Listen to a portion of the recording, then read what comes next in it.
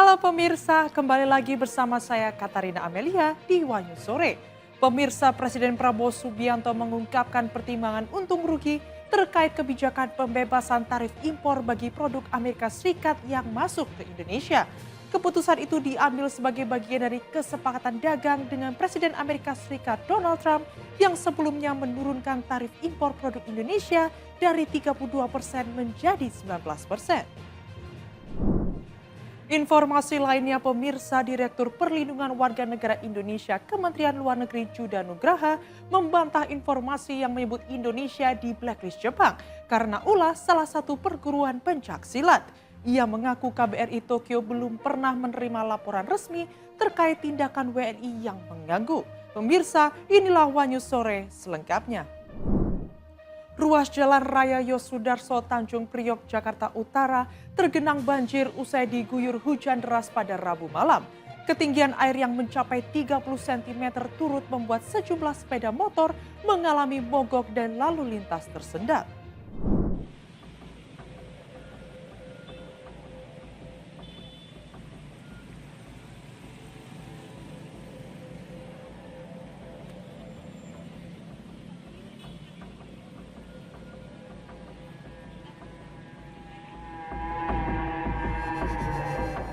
Beginilah kondisi ruas Jalan Yosudarso Tanjung Priok, Jakarta Utara yang tergenang banjir usai diguyur hujan deras pada Rabu malam.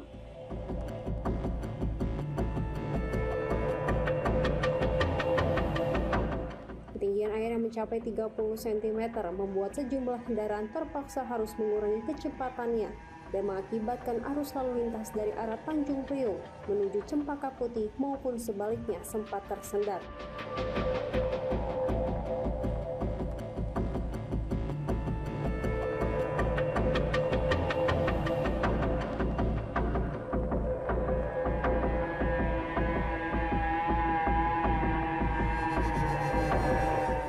Tidak sedikit kendaraan roda 2 yang nekat menerjang genangan, bahkan mengalami mati mesin.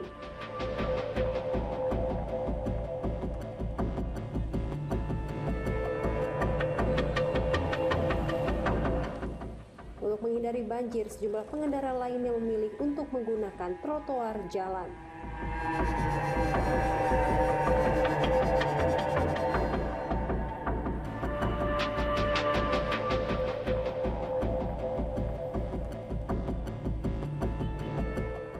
Di atas Kesini ya Bang Det? Nah, di atas di bawah lutut lah. dulu tuh ya, berarti Ya, motor udah kerendam gitu ya? Alhamdulillah sih Oh, bisa nyala. ini banjirnya dari mana sampai mana Bang tadi? Saya dari Cempaka Putih mau nganter GoFood ke kantor tol ini. Terus jadi Abang memilih jalur lain atau gimana? Mau nggak mau saya paksain tadi karena customer minta dianterin ke dalam. Mau nggak mau tadi saya paksain ke dalam. Alhamdulillah motor saya aman. Oh, siap. Makanya saya lawan harus balik lagi udah. Makasih Bang. Diduga banjir disebabkan oleh sistem drainase di pinggir jalan yang tersumbat, sehingga jalur aliran air menjadi tertutup.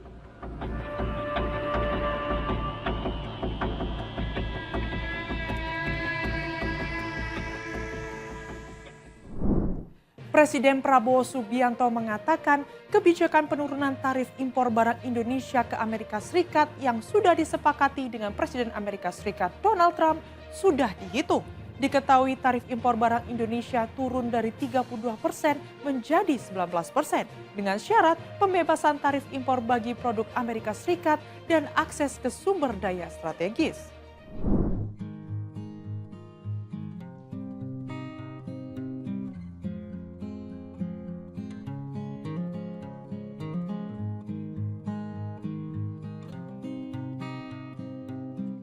Presiden Republik Indonesia Prabowo Subianto mengungkapkan pertimbangan untung rugi terkait kebijakan pembebasan tarif impor bagi produk Amerika Serikat yang masuk ke Indonesia.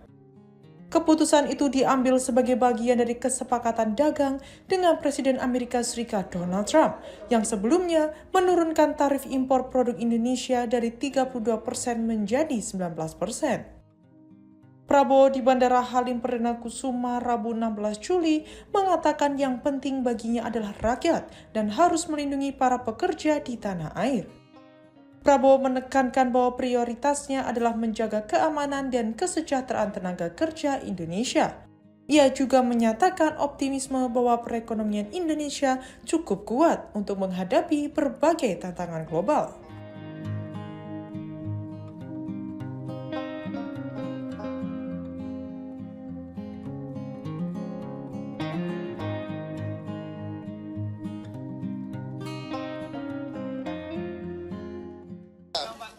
Saya bicara dengan Presiden Donald Trump, ya alhamdulillah juga penuh dengan Allah, akhirnya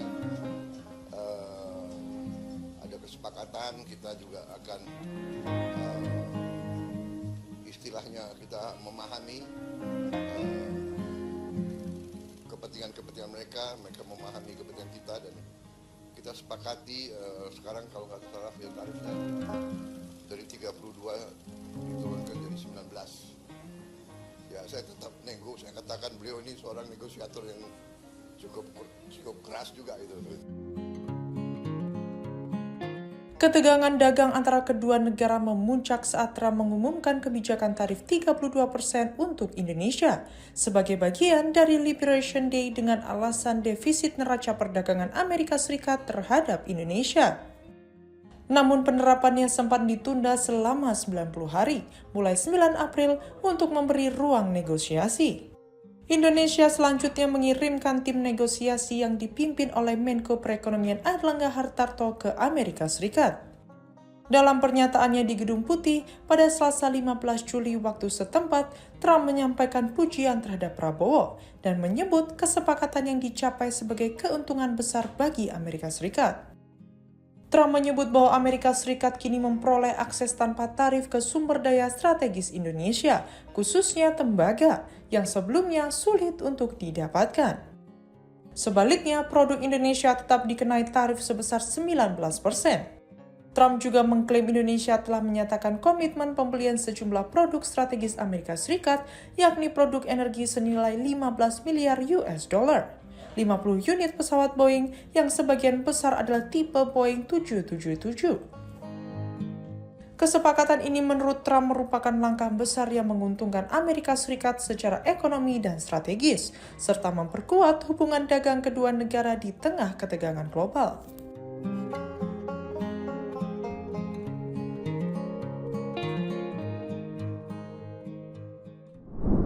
Kejaksaan Agung meminta kuasa hukum Tony Wijaya, Hotman Paris, untuk tidak memicu kegaduhan publik terkait kasus korupsi impor gula yang turut menyeret nama mantan Menteri Perdagangan Tom Lembong.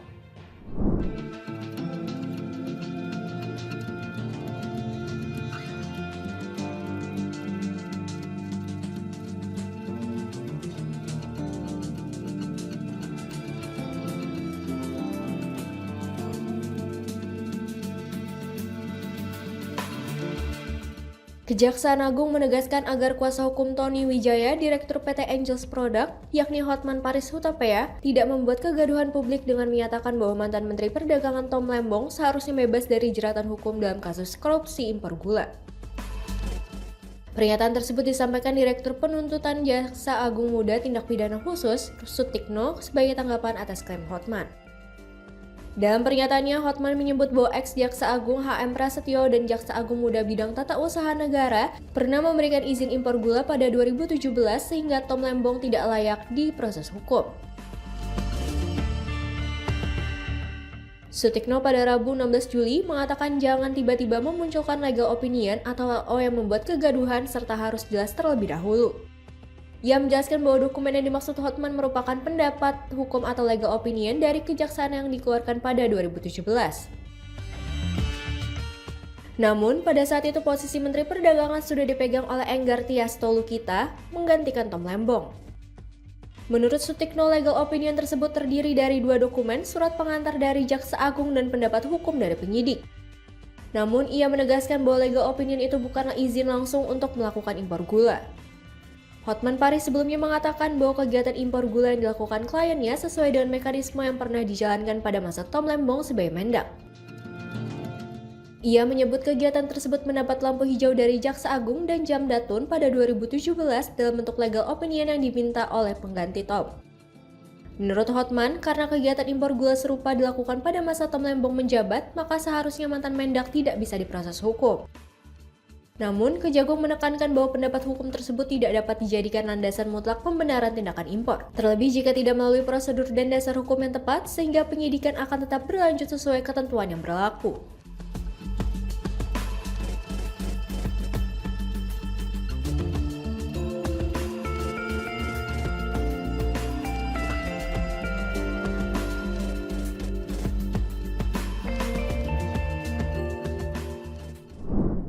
Seorang pendaki asal Swiss berinisial BE terjatuh di jalur pendakian Gunung Rinjani pada Rabu pagi. Akibat kejadian tersebut, BE mengalami patah tulang.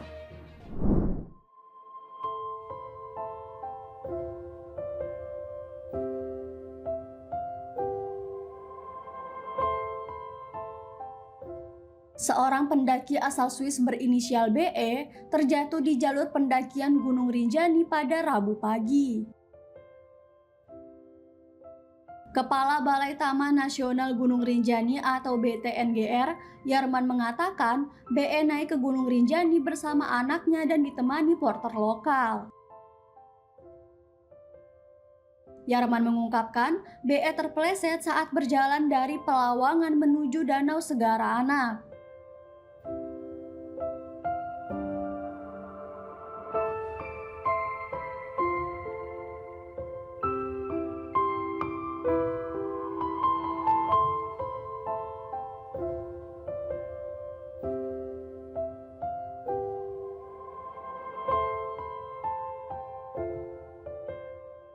Setelah naik ke puncak, BE menuju danau, namun di tengah perjalanan ia terjatuh. Yarman menyebut tim TNGR dan Edelweiss Medical Health Center sudah bergerak memberikan pertolongan. Selain itu, helikopter dari Bali Air sudah menuju ke titik evakuasi.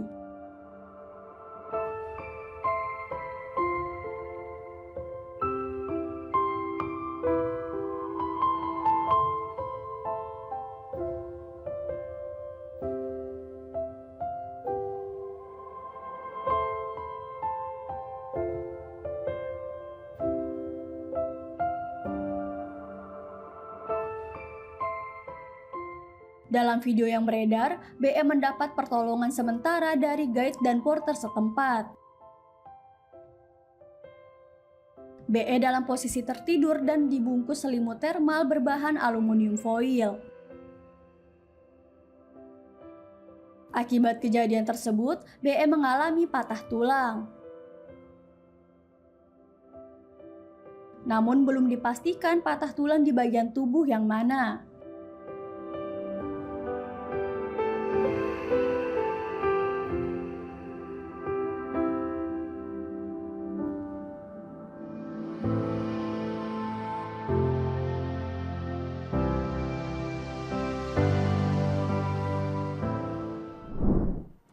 Ketua MUI Kabupaten Magetan, Jawa Timur Ahmad Fatoni menanggapi fenomena ratusan orang yang diduga anggota jemaah NU dari Kabupaten Purwodadi menggelar ritual di Puncak Hargo Dumilah, Gunung Lawu. Ahmad Fatoni menyebut kegiatan itu hanyalah ziarah kepetilasan leluhur yang diakhiri dengan zikir dan doa.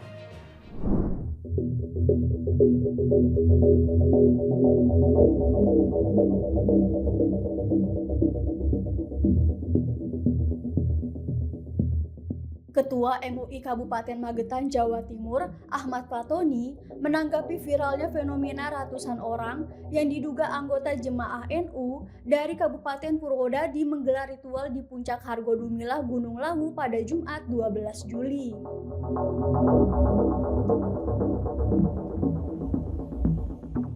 Ahmad Fatoni mengaku baru mendapatkan informasi tersebut dari anggota MUI Magetan Selasa kemarin.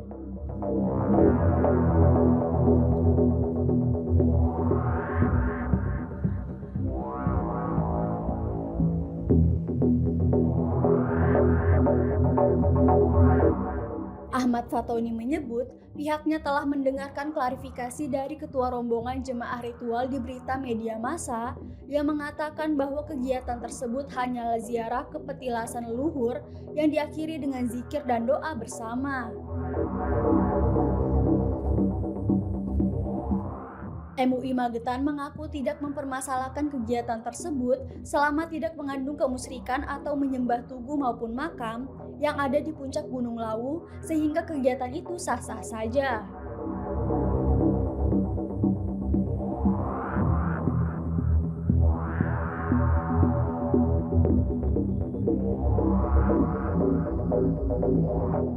Pihak MUI menjelaskan bahwasannya melakukan doa, zikir, bertawasul bisa dilakukan di mana saja.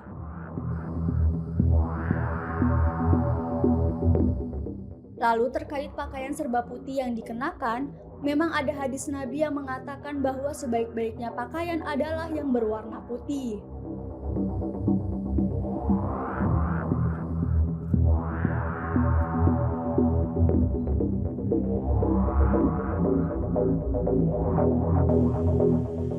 Meski begitu, MUI Magetan mengimbau kepada peziarah dimanapun untuk lebih berhati-hati dalam melakukan kegiatan maupun pakaian yang digunakan, agar tidak mengundang polemik di lingkungan masyarakat khususnya di media sosial.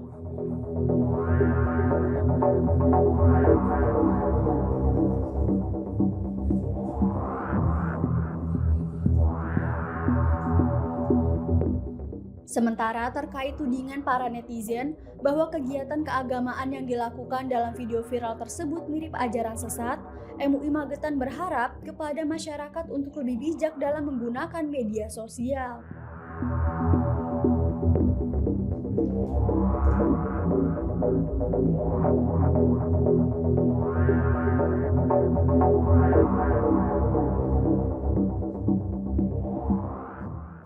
Kami selaku kami ya menyikapi biasa-biasa saja ya.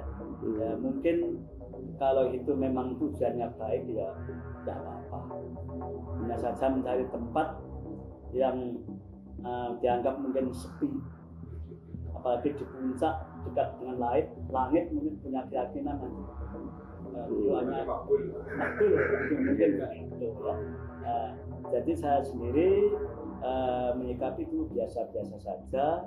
Mudah-mudahan jamaah dari Purwodadi yang ke sana itu tujuannya baik, tidak ada bau-bau kemusyrikan dan sebagainya. Mudah-mudahan membinanya berdoanya kepada Allah Subhanahu wa Ta'ala. Kalau bicara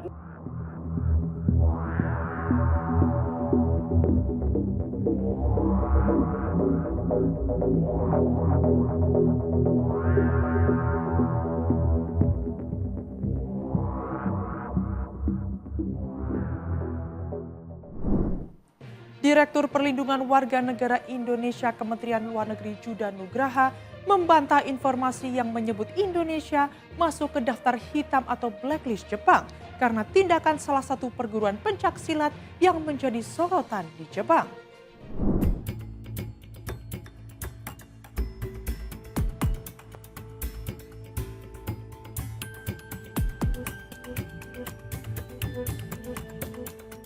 Sebuah unggahan di media sosial menyebut Jepang akan memasukkan Indonesia ke daftar hitam atau blacklist.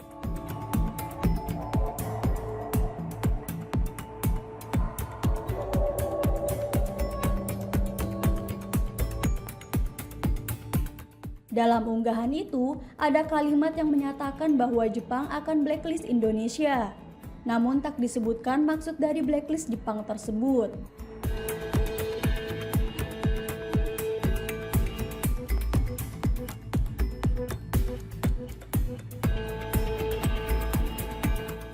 Unggahan itu mengaitkan dengan isu salah satu perguruan pencak silat yang belakangan ini menjadi sorotan di Jepang.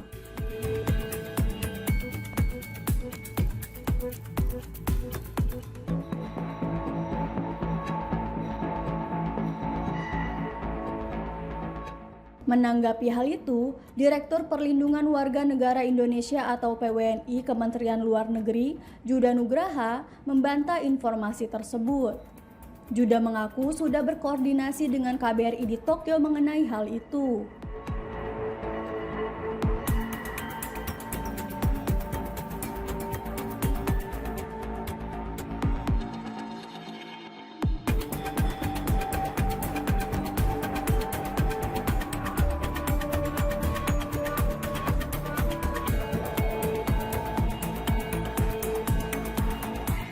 Sementara itu, Koordinator Fungsi Penerangan dan Sosial Budaya KBRI Tokyo, Muhammad Al-Ula mengatakan, hingga kini Jepang masih sangat membutuhkan tenaga kerja dari negara-negara sahabat termasuk Indonesia.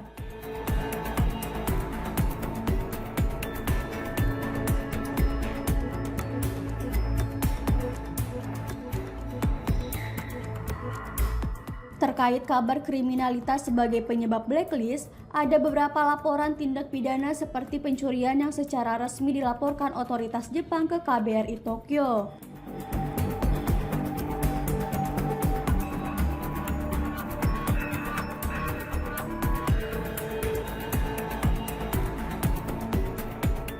Namun dipastikan, setiap kasus tersebut sudah ditangani sesuai mekanisme hukum yang berlaku di Jepang.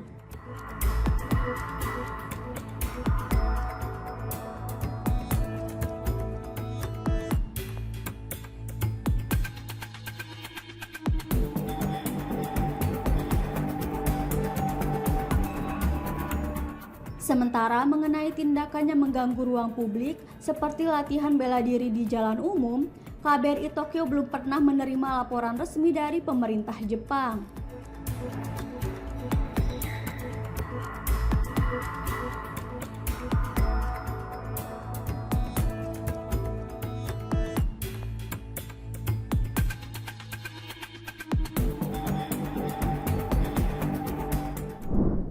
Direktur Utama PT Sritex Tbk Iwan Kurniawan Lukminto kembali diperiksa Kejaksaan Agung dalam kasus dugaan korupsi pemberian kredit dari sejumlah bank daerah dan bank pemerintah kepada Sritex pada Kamis 17 Juli.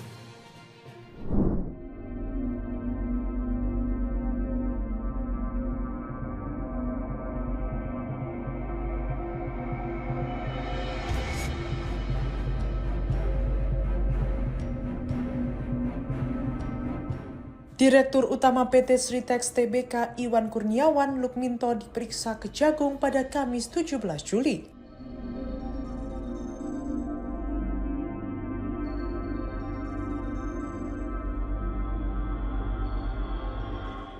Iwan diperiksa sebagai saksi dalam kasus dugaan korupsi pemberian kredit dari sejumlah bank daerah dan bank pemerintah kepada Sritex.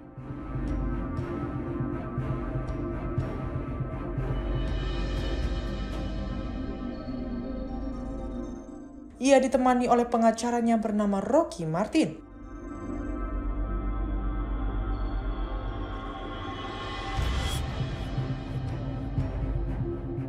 Iwan tiba di Kejagung sekitar pukul 9.18 waktu Indonesia Barat dengan membawa satu tas cincin hitam, sementara Rocky membawa tas berwarna coklat.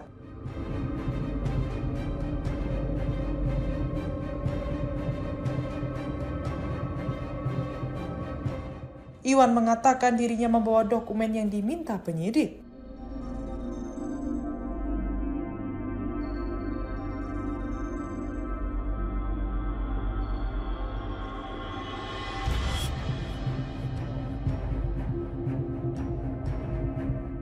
Diketahui, Iwan awalnya dijadwalkan untuk diperiksa pada Selasa 15 Juli, namun pemeriksaan ditunda menjadi hari ini.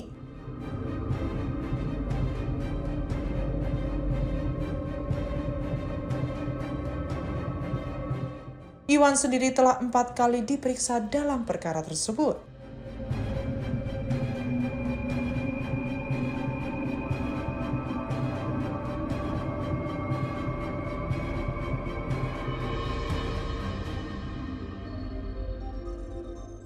Sebelumnya, Kejagung telah menetapkan 3 orang tersangka, yakni mantan Dirut Sritex Iwan Setiawan Lukminto, pemimpin divisi komersial dan korporasi Bank BJB tahun 2020, Diki Syahbandinata, dan Direktur Utama Bank BKI tahun 2020, Zainuddin Mapa.